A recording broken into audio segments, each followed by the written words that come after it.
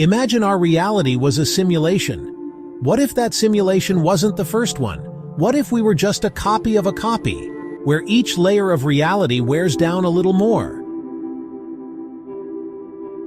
Today we'll explore one of the most unsettling ideas in modern philosophy. What if we're trapped in a simulation of another simulation?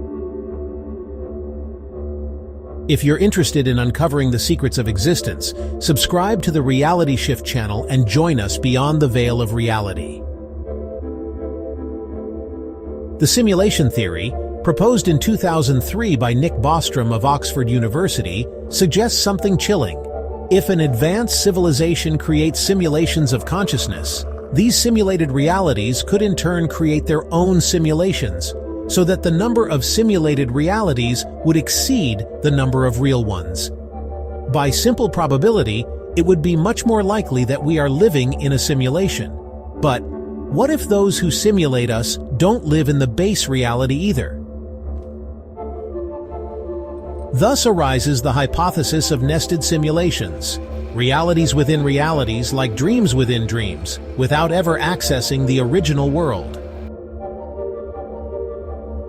But is this possible? From a technical standpoint, yes, but at a high price. Each simulation consumes resources from the machine that supports it. If the simulated create their own simulation, the expense multiplies exponentially. According to Seth Lloyd, a quantum physicist at MIT, the universe can be understood as a quantum computer, but with limited processing capacity. This model suggests an inevitable problem: recursive degradation. Like a photocopy of a photocopy, each new simulation could be less stable, more prone to errors. Could our physical laws simply reflect technical limitations of a simulation? Modern physics, especially quantum mechanics, shows us a universe less solid than it seems. Thomas Young's double-slit experiment revealed that subatomic particles behave differently if they are observed, as if reality is waiting to be rendered. Something very similar to how video games optimize resources. The world is loaded only where the player is looking. To an increasing limitation of processing capacity, we must add another problem. Every time a simulation creates another, an additional level of complexity and error is introduced, like a photocopy of another photocopy.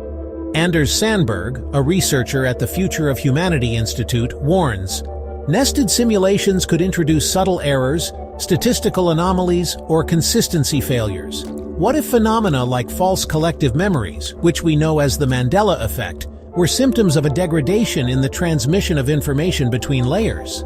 Each inconsistency would be like a microscopic crack, a warning sign that something at some level doesn't fit. Several baffling observations could be reinterpreted as programming artifacts: the speed of light as a data transfer limit, finely tuned universal constants as if they were configuration parameters, the probabilistic nature of the quantum world not collapsing until observed. What if it's not that the universe is slow, but that there simply isn't enough bandwidth in the upper layer? David Chalmers, philosopher of consciousness, points out even if we live in a simulation, for us, that experience would be reality. The crucial question is there even an original universe, or are we trapped in an infinite chain of simulations without an original world? Some theorists speculate that even if it exists, we may never reach it, like video game characters wondering who designed the world outside their code. If our emotions, dreams, and relationships are real to us, does it matter on what layer of existence we live?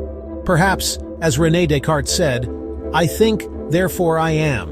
Perhaps the simple fact of being conscious already gives us a purpose, regardless of the nature of the code that sustains us. Finally, imagine this. What if those who simulate us no longer observe us? We could be like a forgotten experiment, continuing its course mechanically, without purpose, without supervision in an abandoned laboratory. Perhaps the end of our civilization will not come with wars or catastrophes, but with a simple click. What do you think? Are we in a simulation of a simulation? Leave us your theories in the comments, and if you want to continue exploring the mysteries of existence, subscribe to the channel and join us as we discover new facets of reality.